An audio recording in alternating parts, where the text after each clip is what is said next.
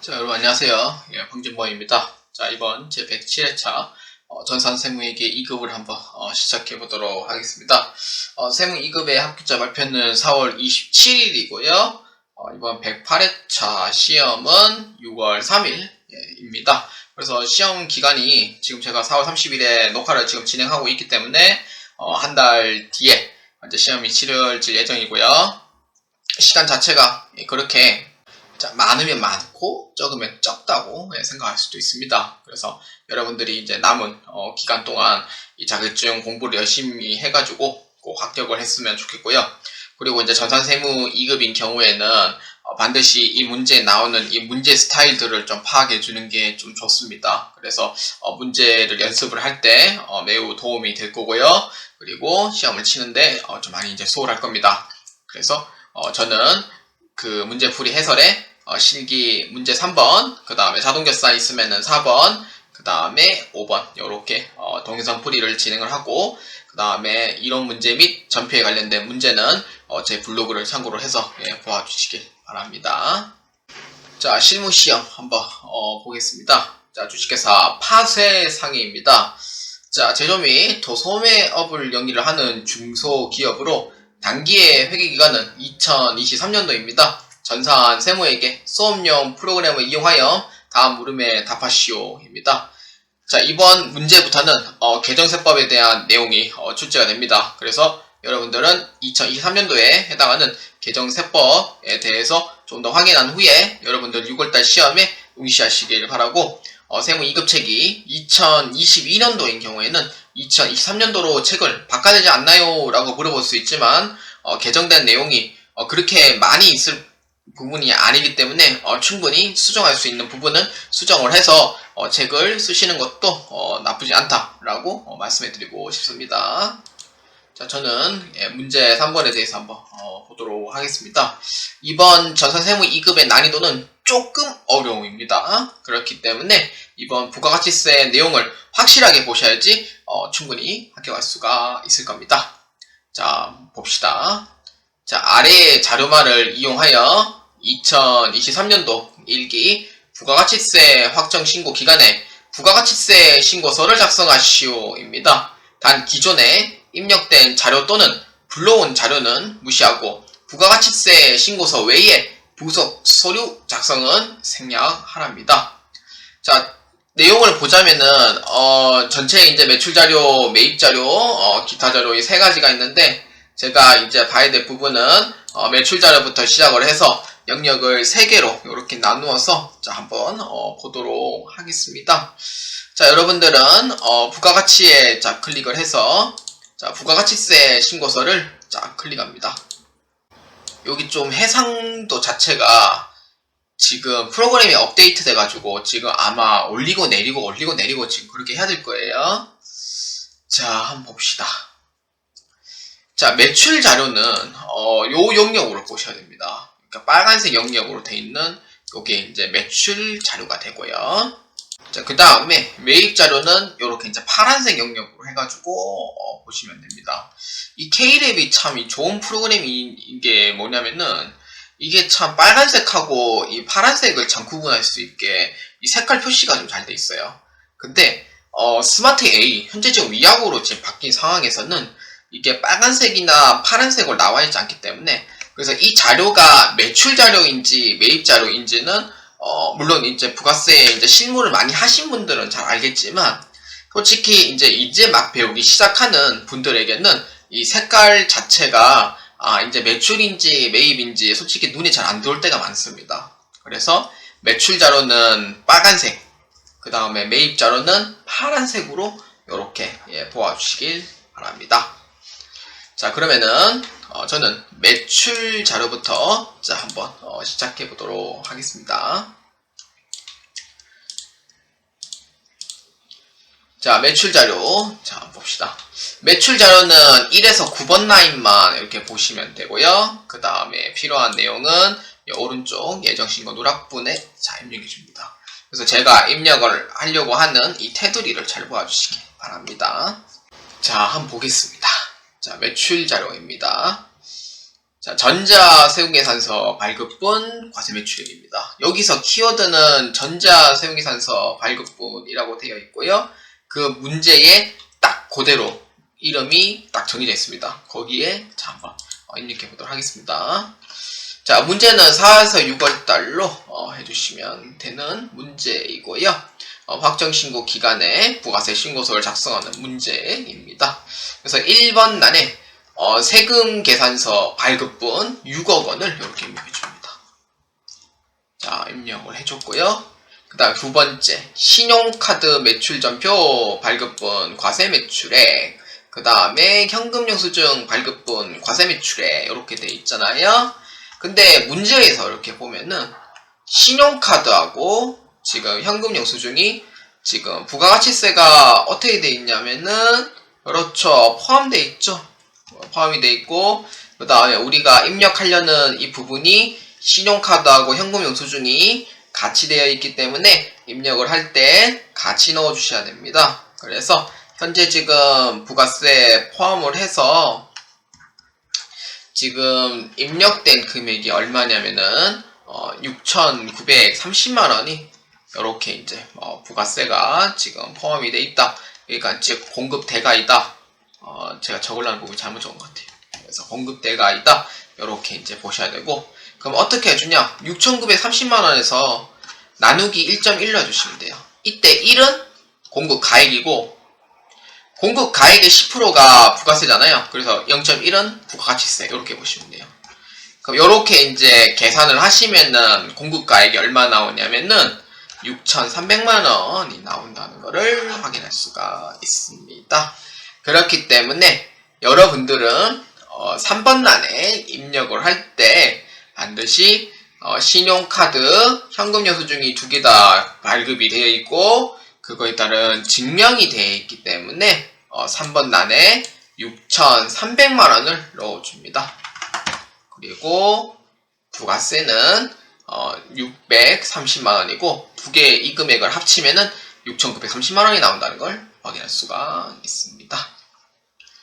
자, 그리고 이제 중국의 직수출이라고 되어 있죠.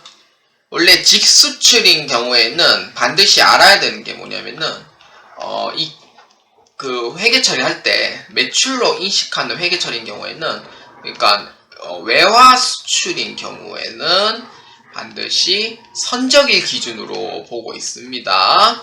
그렇기 때문에 외화 수출의 매출 일자의 기준은 뭡니까? 라고 물어보면은 선적일로 해가지고 회계 처리를 하도록 되어 있기 때문에 무조건 부가세 신고도 똑같이 선적일로 통해서 입력을 해주시면 됩니다.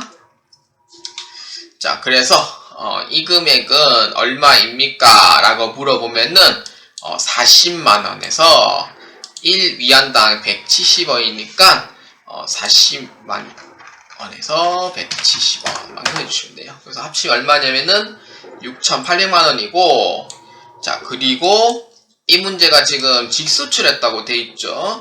직수출은 영세 쪽에 해당이 되면서 6번 난에 금액을 넣어주시면 돼요.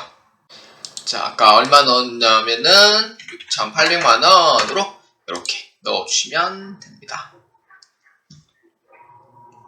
자, 요거 반드시 잘 기억해 주셔야 돼요. 수출했을 때는 무조건 선적일 기준이라는 걸 잊지 마시고, 그 다음에 마지막 거, 대손색 공제 요건을 충족한 소멸시효 완성 외상매출금이라고 돼 있죠. 자, 이 문제는 지금 소멸시효 완성으로 돼 있단 말이에요. 소멸시효가 완성이 되면은 돈을 받을 수 있는 행동을 못해요. 그렇기 때문에 시효 완성은 대손 처리를 하게 돼 있습니다. 그래서 기간은 3년 정도의 시효 기간을 두는데, 그래서 만약에 대손이 발생을 하잖아요. 그러면은 채무자 입장에서는 돈 들고 튀었겠죠? 돈 들고 튀면은 채권자가 계속 내용 증명 보낼 거고, 그 다음에 뭐 신용정보에 보낼 거고, 온갖 하면서 뭐 어깨 좋으신 막 형님들 막 불러서 돈을 어떻게든 받으려고 하고 그럴 텐데, 물론 이제 압류를 한다고 해도 압류할 자산이 없으면은 판결문이 나와도 그 돈은 못 받아요, 결국에는. 그렇기 때문에 이러한 사항에 대해서 채무자는 딱 3년간 이렇게 이제 딱 뻑입니다. 돈을 받으러 가는 이 채권자를 피해서 이제 가는 거죠. 근데 제가 인터넷 봤을 때는 3년이라고 돼 있긴 하는데, 근데 만약에 이제 3년이 지나잖아요. 그러면은 채권자 입장에서는 이제 소멸시효가 완성이 됐다. 우리 그 범죄 일으킬 때도 시효 완성되면은 체포 못 하잖아요. 지금은 붙기 때문에 괜찮은데, 뭐 일부는 뭐 없는 것도 있으니까. 근데 만약에 소멸시효 완성되는 경우에는 채권자 입장에서는 더 이상 돈 받을 수가 없어요. 그러니까 돈 받는 행위를 못 해요, 이제. 왜냐? 기한이 끝났기 때문에. 그래서 근데 솔직히 말해서 이제 채무자 입장에서도 저는 채무자 입장에서 솔직히 좀 이해할 마음은 없어요, 사실. 왜냐면은 채무자 입장에서는 두 가지를 나눠지거든요. 첫 번째가 물건을 정말로 내가 판매를 했다고, 아니 물건을 내가 샀다고 쳐요. 샀다고 치고 진짜로 내가 경영 상황이 너무 안 좋아서 진짜 이 돈을 갚아야 되는데 못 갚는 상황이 될 수도 있잖아요. 그럴 때는 뭐 대손이 일으키면은 나는 정말로 뭐 다른 일을 어떻게 해서라도 돈을 갖고 그렇게 행동을 할 거예요. 분명히. 사람의 이제 판매를 이렇게 이제 받아왔으면은, 물건을 우리 구입했으면은 돈을 줘야 되는 거 사람에 대한 도리이자 이치거든요. 근데 그것도 사실 대출이 있는 여러분들이 이자를 내고 원금을 내는 것도 똑같은 말이에요. 그래서 그런 경우에서는 솔직히 저도 그냥 열심히 했는데 그게 좀 잘 안 됐네요. 이러면은 저도 마음이 이해를 해요. 그런데 두 번째 상황은 정말 제일 싫어하는 게 돈 들고 튀는 인간들 제일 싫어합니다. 왜냐? 일부러 대손 내는 인간들도 있기 때문에.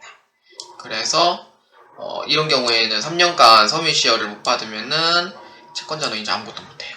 그래서 전 채권자 입장에서는 너무 힘들다고 생각해요. 왜냐? 먹고 살아야 될 자녀들이 있기 때문에, 자녀도 있고 내 와이프도 있고 사랑스러운 남편도 있겠죠. 그런 경우에는 돈을 못 받는 사람 입장에서는 진짜 너무 힘들다는 거예요. 왜냐? 기껏 열심히 일했는데 돈을 못 받았으니까. 그러니까 이게 회사도 진짜 힘들어져요. 왜냐? 돈을 계속 못 받으면은 자금이 융통이 되면서 나도 물건을 구입해가지고 돈도 갚아줘야 되는데 그게 못한다는 거잖아요. 그래서 그게 제일 싫어요, 저는. 이 문제 나올 때마다. 그래서 어쩔 수 없이 시효로 못 받으니까 대손세 가감을 할 때 대손 신청을 해줘야 돼요. 해줘야 될 필요도 있고 해줄 필요가 없긴 한데 이거는 자율이거든요, 대손 신청하는 거는. 그래서 소멸시 완성이니까 1100만원에 대손율 얼마냐면은 110분의 10만큼이죠. 그래서 입력을 할 때 우리가 돈 못 받는 금액, 그러니까 돈을 못 받는 금액에 대한 부가세는 100만원이 있는데 우리 돈을 못 받았으니까 그거 우리 뺄게요. 이러면은 부가세 신고서에는 어떻게 해주냐면은 매출 자체가 본래 양의 음지를 갖고 있거든요. 그래서 플러스이기 때문에 대손이 발생을 하게 되면은 내가 세금을 못 받잖아요. 그럴 때는 음해성질로 바뀌어버려요. 그래서 입력을 할 때 대손 같은 경우에는 음해성질이니까 금액을 입력할 때 부가세 마이너스 100만원 이렇게 넣으셔야 돼요. 근데 만약에 회수하는 경우에는 부가세를 다시 돌려받고 그 다음에 그걸로 다시 판매를 했는 행위가 이제 입증이 돼 있으니까 다시 납부를 해서 플러스를 내는데 요거는 대손이 됐기 때문에 마이너스 100만원 요렇게 해줘야지 부가세에서 까집니다. 그래서 100만원만큼 내려간다 라는 걸 확인할 수가 있고요. 그럼 요렇게 해주면은 이제 매출 자료가 이제 다 끝나게 됩니다. 그래서 매출 자료가 다 끝나면은 요렇게 하면은 일부 부분 점수가 들어갑니다. 그래서 매출 자료가 다 맞아야지만 부분 점수가 들어가고 매출 자료에서 하나가 틀리면은 부분 점수가 안 갑니다. 가지 않아요. 그래서 요렇게 이제 보시면 되고, 자, 그 다음에 이제 매입 자료 한번 보도록 합시다. 매입 자료에서는 이렇게 이제 매입 자료 이렇게 이제 보시면 되고요. 자, 하나하나씩 한번 보겠습니다. 이름이 똑같은 거를 금액만 딱 넣어주시면 돼요. 자, 세금계산서 수치분 매입액 4억원에 4천만원입니다. 그때 제가 과거 회차에 보시면은 제가 분명히 이런 얘기를 했을 거예요. 부가세 관련된 문제가 나올 때 숫자로 이제 동그라미 1, 동그라미 2 이렇게 나오는 경우도 있고 아니면은 이렇게 점으로 해가지고 이렇게 나오는 경우도 있어요. 점, 이렇게 큰 점. 큰 점 이런 거. 큰 점 나오는 경우도 있고 아니면은 또 다르게 나오는 경우도 있거든요. 근데 큰 점 나오는 경우에는요. 이게 메인이라고 보시면 돼요. 이게 메인이고 그 다음에 큰 점 밑에 이렇게 보시면은 짝대기 같은 게 있거든요. 짝대기 같은 거. 짝대기. 요거는 이 큰 점을 이렇게 설명하는 부연 설명 쪽으로 보시면 돼요. 그래서 문제 보실 때 특히 제일 실수를 많이 하는 부분이 특히 요 세운의 수치분 쪽에서 그 실수가 제일 높아요. 그래서 실수가 제일 높은데 만약에 문제 읽었을 때 만약에 일반 매입하고 만약에 고정 매입이 있다고 치면은 만약에 이게 큰 점으로 돼 있단 말이에요. 그러면 큰 점으로 돼 있으면은 요거는 따로예요. 따로 입력이에요. 따로 입력인 거고 근데 만약에 큰 점이 있는데 잠시만요. 자 이렇게 큰 점이 있어요. 아까 이 문제처럼. 근데 일반 매입하고 고정 매입이 빼기로 돼 있어요. 그럼 요거는 어떻게 입력하냐면은 요거를 일반 매입부터 먼저 고정 매입부터 먼저 입력을 해줘요. 고정 매입을 입력을 해주고 그 다음에 나머지 금액을 일반 매입을 입력해 주시면 돼요. 그러니까 요 문제는 지금 고정분하고 일반 매입분하고 지금 두 개가 합쳐져 있어요. 입력했어요. 합쳐져 있어요. 그래서 요거를 구분해 가지고 입력해 주셔야 돼요. 따로따로 입력하시면 안 돼요. 왜냐? 요 문제에서 요렇게 돼 있기 때문에. 그래서 따로따로 보셔야 돼요. 그래서 고정자산이 있냐 없냐 그거를 먼저 보셔야 돼요. 그래서 입력할 때 요 문제 잘 보아주셔야 돼요. 만약에 점이 따로 있다라고 하시면은 입력도 따로따로고 근데 만약에 점이 있는데 갑자기 빼기 보호가 있어요. 그러면은 그 안에 있는 부연 설명으로 읽고 고정자산이 있으면은 고정자산 넣어주고 그 나머지 일반 매입은 고정자산 금액을 뺀 나머지 금액을 넣어주셔야 돼요. 그래서 요거는 문제를 정말로 많이 보셔야 돼요. 그래야지 파악을 할 수가 있어요. 그래서 요것도 하나의 방법으로 생각하고 하나의 기술로 생각해 주시길 바랍니다. 자, 그래서 이제 두 가지 내용이 존재합니다. 그래서 이 중에는 접대 물품이 지금 포함이 되어 있대요. 접대비는 유형이 뭐예요? 그렇죠. 불공이죠. 요거 실수하시면 안 돼요. 불공인 경우에는요, 반드시 세금계산서 쪽에 입력을 해주고요. 그 다음에 불공제란에 입력을 해주셔야 돼요. 몇 번 입력해야 돼요? 그렇죠. 2번 입력해주는 거. 까먹으시면 안 돼요. 그리고 고정분은 없습니다. 그래서 일반 매입과 요렇게 이제 놓으시면 되고 고정 매입은 금액이 없으니까 넘어가시면 되고 자, 그 다음에 불공제 금액이 있으니까 16번 단에 클릭해 줍니다. 그러면은 접대비가 800만원에 세액 80만원 요렇게 넣어주셔야 돼요. 그래서 불공인 부분에도 2번 입력하는 거 잊지 마시고 그리고 반드시 요 내용들 그러니까 메인인지 메인 안에 서브도 같이 들어가 있는지 그것도 같이 보시고 요거는 문제를 많이 보는 거 외에는 방법이 없어요. 그래서 그렇게 보시면 되고요. 그 다음에 예정신고 누락분 자 여기 매입은 파란색이에요. 빨간색에 넣으면 안 돼요. 예정신고 누락분에 읽어보시면은 종이 세금계산서에 예정신고 누락분이래요. 자 500만원과 50만원 넣어줍니다. 자 이렇게 이제 넣어주시면 되고요. 근데 가산세는 없어요. 왜냐면은 매출 쪽에 해당하는 예정 누락분이 없으니까 매입 쪽은 없습니다. 그리고 세금계산서는 정상적으로 발행된 선택이기 때문에 지연수치 가산세도 존재하지 않습니다. 근데 또 물어볼 수 있어요. 선생님, 요 예정신고 누락분 세금계산서 종이인데 이거 가산세 없어요? 없습니다. 매출은 있어요. 왜냐면은 법인 기업인 경우 전자신고 의무이기 때문에 미발급 가산세에 들어가지만 퍼센테이지는 지연수치라서 지연수치 쪽에 넣어도 됩니다. 그런데 매입 쪽에 해당하는 세금계산서는 전자를 받는 게 의무가 아니에요. 그렇게 되면은 개인 사업자하고 거래를 안 하려고 하거든요. 그렇게 되면은 그래서 매입 쪽에 해당하는 부분은 가산세가 없다. 지연수치 가산세 없다. 이렇게 보시면 됩니다. 자, 그 다음 마지막 세 번째 영역입니다. 기타 자료입니다. 기타 자료는 이쪽에 기타 자료 보시면 되고요. 가산세 없는 문제입니다. 얼마나 좋아요? 가산세 없는 문제니까 자, 가산세 있는 문제는 조금 골치 아픈데 가산세 없는 문제면은 여러분들 이거 운이 좋은 회차라고 보시면 돼요. 자, 그래서 매출 자료 중 전자 세운계산서 지연 발급분이 있대요. 아, 없다고 생각했더만 있네요. 죄송합니다. 자, 지연 발급분이 이제 존재를 한다는 거는, 근데 지금 예정 신고 누락분에도 지금 존재를 하지 않냐라고 생각했었잖아요. 근데 여기에서 중요한 사항이 있어요. 뭐냐면은 매출 자료 중 전자세용 계산서인 경우에는요, 그 세금 계산서 발행이 늦을 뿐이에요. 발행이 늦었는 거예요. 발행이 늦고 그 다음에 요거에 따른 예정 누락분은 아니에요. 그래서 이거 많이 착각을 하기 때문에 세금계산서가 발행이 늦을 뿐이지 정상적으로 발급은 된 거는 맞아요. 그렇기 때문에 가산세가 들어가야 된다라는 뜻이고요. 그래서 1%의 지연 발급이 들어가게 됩니다. 아쉽게도 가산세 문제가 있네요.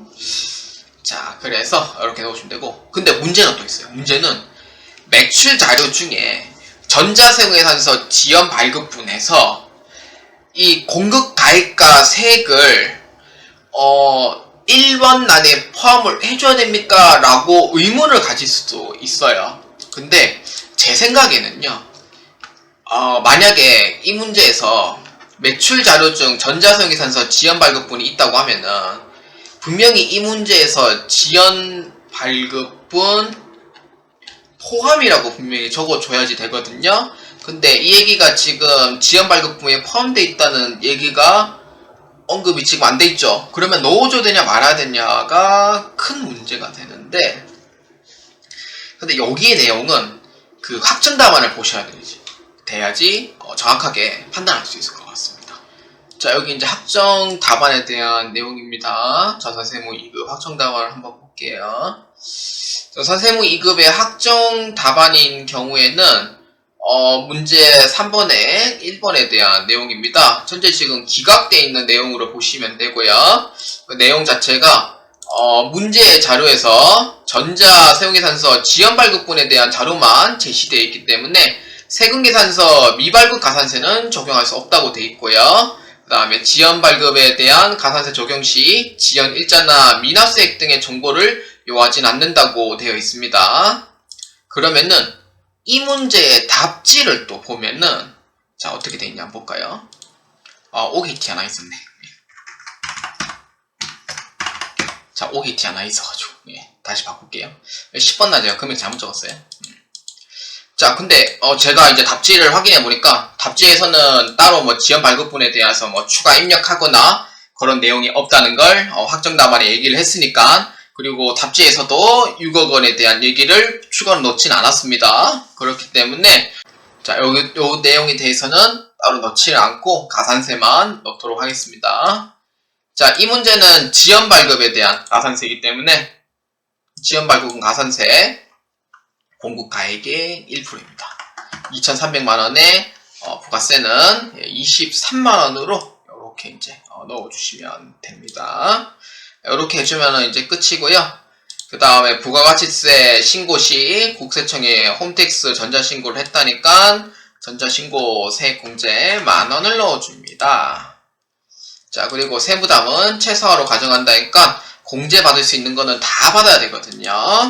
자, 그렇기 때문에 이렇게 해줘야지 6점이 됩니다. 그래서 채점을 할 때는 아마 이제 사람이 보고 채점을 할 텐데 전체에서 하나만 틀리는 것만 오차 범위를 보고 있습니다.